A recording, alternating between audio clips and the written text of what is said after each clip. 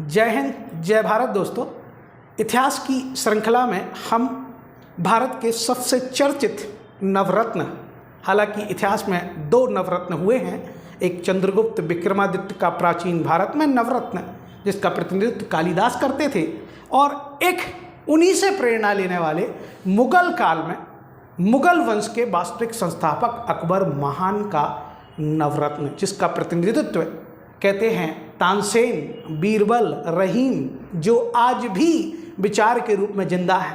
कहते हैं जो व्यक्ति विचार बन जाता है वो वर्तमान हो जाता है।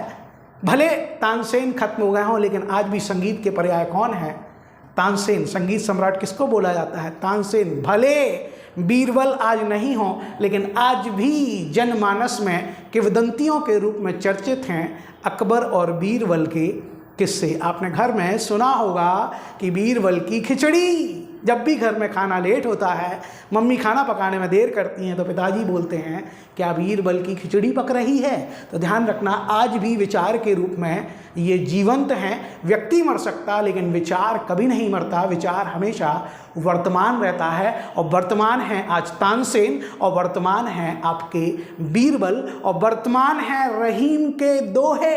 ये अब्दुल रहीम खान खाना है जिनके दोहे आज भी जिंदा हैं, जो कहते हैं रहमन पानी राखिए, बिन पानी सब शून्य। और हमारा मेरा मेन मोटिवेशनल वाक्य आता है वो इन्हीं रहीम से आता है, जो कहते हैं एक सादे सब सदे, सब सादे सब जाए। एक टैगलाइन जो मुझे बहुत प्रेरित करती है कि जीवन में हमें एक समय में एक ही लक्ष्य को साधना चाहिए। ये कहते हैं एक सादे सब सदे, सब सादे सब जाए, रहमन मूल ही सींचियो, फूले फले अगाए। आपको एक लाइन याद रखनी है कि जीवन में एक समय में हमें एक ही लक्ष्य को साधना चाहिए। अब हम कहानी शुरू करते हैं अकबर के नवरत्नों की, जिनकी प्रेरणा अकबर को चंद्रगुप्त विक्रमादित्य से मिली थी। अब आप कहोगे चंद्रगुप्त विक्रमादित्य से कैसे मिली थी? जब अकबर अनपढ़ हैं, निरक्षर है, उन्हें कोई जानकारी नहीं है, तो अकबर ने जो पानीपत का दूसरा युद्ध लड़ा था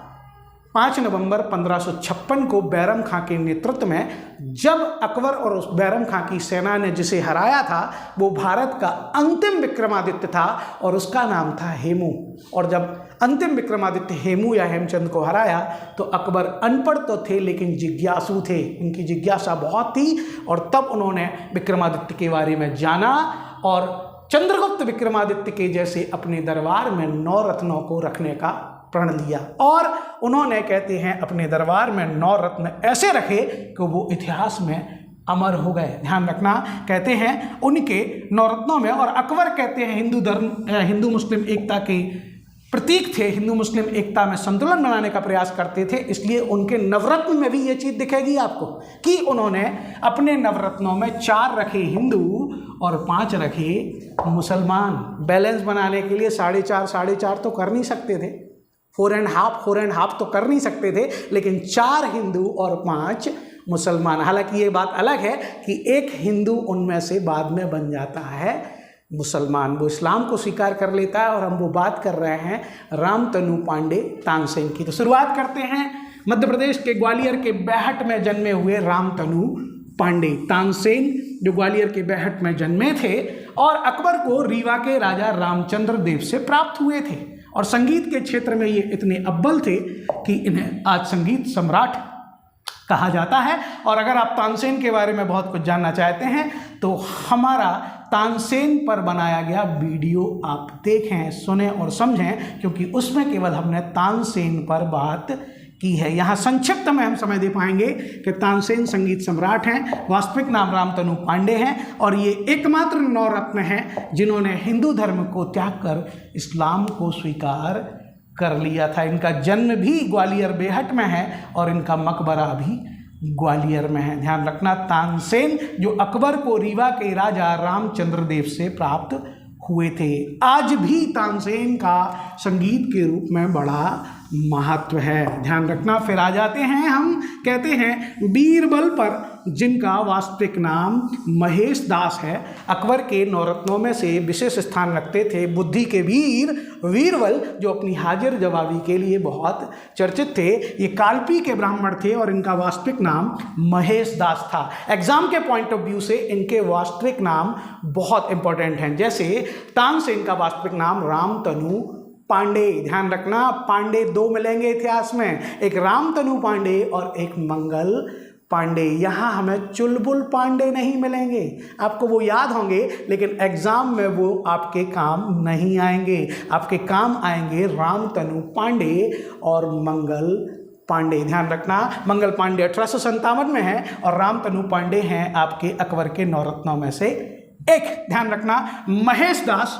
बीरबल जो कि कालपी के ब्राह्मण हैं और कहते हैं अकबर ने इन्हें अपने न्याय विभाग का प्रमुख बनाया, इन्हें कविराज कहा। ध्यान रखना, इन्हें कविराज की उपमा दी और कहते हैं कविराज की उपमा के साथ इन्हें कहते हैं महेश दास को नाम दिया बीरबल, जिनका निधन 1585 में कश्मीर में यूसुफ जाही जनजाति के विद्रोह का दमन करने के दौरान हो गया। बहुत पहले अकबर के नौरत्नों में शायद कहते हैं कि इनका निधन सबसे पहले हुआ और 1585 में ये एक दुर्घटना का शिकार हो गए। अकबर को हमेशा सही सबक देने वाले, सही शिक्षा देने वाले बीरबल 1585 में मृत्यु को प्राप्त हुए थे। हाँ, तानसेन की मृत्यु भी कहते हैं कि उनको दीप राग गाते गाते उनके शरीर में आग लग गई थी और उनकी मृत्यु हो गई थी। कहते हैं अब टोडरमल, राजा टोडरमल की बात कर लेते हैं। तीसरे हिंदू जो राजा टोडरमल भूराजस्व बंदोबस्त आइन ए दहसाला पद्धति से संबंधित हैं। अकबर के द्वारा एक काम किया गया था, अकबर के द्वारा भूराजस्व बंदोबस्त की एक व्यवस्था शुरू की गई थी 1580 में, उसे आइन ए दहसाला पद्धति कहते हैं और आइन ए दहसाला पद्धति को लेके आए थे राजा टोडरमल। ध्यान रखना, इनके बारे में एक प्रश्न ये आता है कि शेरशाह सूरी के दरबार से कौन सा व्यक्ति आया और अकबर के दरबार में नवरत्न बना? तो शेरशाह सूरी के दरबार से आए थे राजा टोडरमल और वो बने थे अकबर के नवरत्नों में से एक। तो ये राजा टोडरमल की कहानी जो शेरशाह सूरी के दरबार से आए और नवरत्न बने। कहते हैं मानसिंह, ये आमेर के कछवाहा वंश के शासक, जिस कछवाहा वंश से आमेर बोले तो जयपुर, जिस वंश से वैवाहिक संबंधों की स्थापना अकबर ने की थी, उसी वंश के थे मानसिंह। और ये मानसिंह वो व्यक्ति है जो सबसे ज़्यादा ऊंचा मनसब पाएगा। मनसब बोले तो सबसे ज़्यादा प्रतिष्ठा, सबसे ज़्यादा योग्यता, सबसे ऊंचा पद अगर किसी को दिया गया था तो ये मानसिंह को दिया गया था। और मानसिंह ही वे व्यक्ति हैं जिन्होंने हल्दी घाटी के युद्ध में नेतृत्व किया था। महाराणा प्रताप से भिड़े थे तो वो मानसिंह ही भिड़े थे। ध्यान रखना, मानसिंह को सबसे ऊंचा वेतन था। अधिकांश सैन्य अभियानों के नेतृत्वकर्ता कौन थे? मानसिंह। और हल्दी घाटी के युद्ध में भी मुगल सेना का नेतृत्व कर रहे थे कौन? मानसिंह। अब आ जाते हैं हम, 4 हिंदू हमारे नवरत्न हो चुके हैं, अब हम आते हैं मुस्लिम नवरत्नों पर। हाँ, मुस्लिम नवरत्नों में सबसे पहले हम बात कर लेते हैं अब्दुल रहीम खान खाना की। अकबर के वो रत्न जिन्हें आज भी रहीम के नाम से जाना जाता है। रहीम के दोहे आम और ख़ास में आज भी चर्चित हैं। एक दोहा तो बहुत चर्चित है, रहमन पानी राखिए बिन पानी सब शून। अगर कबीर के दोहे चर्चित हैं तो रहीम के दोहे भी कहीं पीछे नहीं हैं, और वो रहीम कोई और नहीं है, वही हैं अब्दुल रहीम खान खाना। और ये बैरम खां के बेटे हैं, ये बैरम खां के बेटे हैं अब्दुल रहीम खान खाना। ध्यान रखना, ये साहित्यकार हैं, अनुवादक हैं, साहित्यकार हैं, अनुवादक हैं। इन्होंने बाबर की आत्मकथा तुजक ए बाबरी का कहते हैं तुर्की से फारसी में अनुवाद किया था। ये सलीम के गुरु थे, जहांगीर के गुरु थे अब्दुल रहीम खान खाना।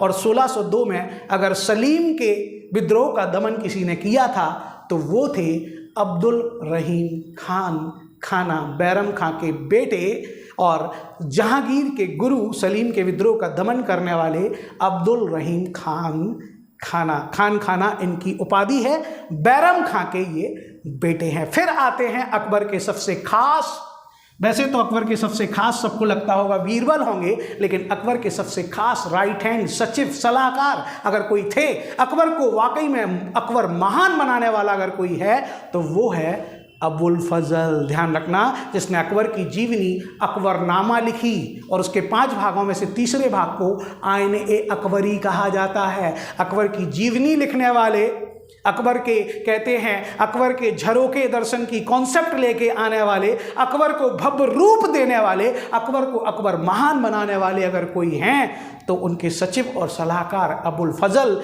जिसे अकबर ने अपने सबसे महत्वाकांक्षी योजना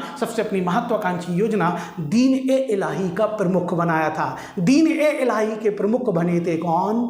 अबुल फजल। ध्यान रखना, और अबुल फजल के बड़े भाई फैजी। ध्यान रखना, यहाँ भी 2 भाई हैं, जैसे हर जगह 2 भाई मिल जाते हैं। भारतीय टीम में भी एक समय इरफान पठान और यूसुफ पठान, भारतीय टीम में अभी भी हार्दिक पांड्या और खुणान पांड्या ऐसे मिल जाते हैं। ऐसे 2 भाई यहाँ भी मिलेंगे। हाँ, ध्यान रखना, 2 भाइयों की जोड़ी यहाँ भी होगी। अबुल फजल और फैजी भाई हैं ये, और शेख मुबारक के बेटे हैं। शेख मुबारक का बड़ा बेटा है फैजी और शेख मुबारक का छोटा बेटा है अबुल फजल। और फैजी को अकबर अनुवाद विभाग का प्रमुख बनाएंगे। अकबर ने सारी